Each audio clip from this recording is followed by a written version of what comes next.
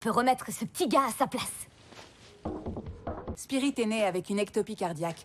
Pourquoi ne pas l'avoir opéré tout de suite après sa naissance? Parce que sa cage thoracique était beaucoup trop petite. La jeune fille s'était habituée depuis longtemps au regard étrange posé sur sa poitrine. Elle endurait jour et nuit, espérant une opération qui changerait sa vie. Cet espoir durait depuis son enfance. Cette maladie étrange avait complètement verrouillé toute trajectoire de vie normale. Les portes de l'école, les foules extérieures, tout lui était inaccessible. Tout son soutien émotionnel ne tenait qu'à un écran de téléphone froid, maintenant un faible lien humain, qui pouvait comprendre l'étouffement d'années d'isolement. Ou même le contact de la peau devenait un luxe. La première chose que je ferais quand je sortirais, c'est emmener tous mes amis à un concert. Genre tout le monde au premier rang dans la fosse. Quel que soit le groupe, ça m'est égal du moment que la salle est blindée. Oh, et je les serrerais tous dans mes bras. T'as jamais fait de câlin à personne? Je fais des bisous à mes parents et des checks à mes amis, mais jamais de câlin.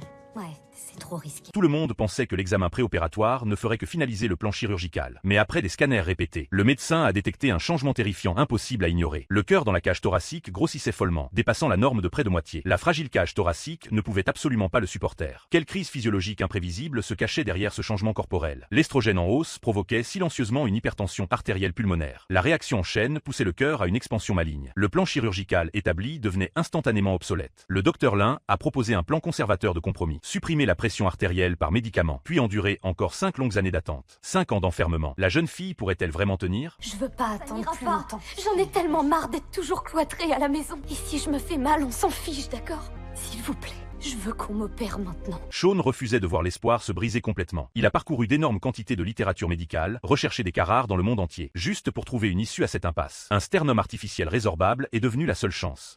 La plaque résorbable est une solution expérimentale et très risquée. Mais c'est moi son médecin et je pense que ça vaut le coup d'essayer. Assurez-vous de son accord et ensuite préparez-la. À l'instant où elle a appris l'existence d'une nouvelle voie chirurgicale, la lumière s'est rallumée dans ses yeux, elle a accepté sans hésiter. Chaque étape dans la salle d'opération cachait des variables. L'équipe tendue du début à la fin pourrait-elle surmonter cette épreuve? La longue opération s'est finalement terminée sans incident. Au moment du réveil, la première phrase qu'elle a prononcée contenait tous les désirs de plus de 10 ans.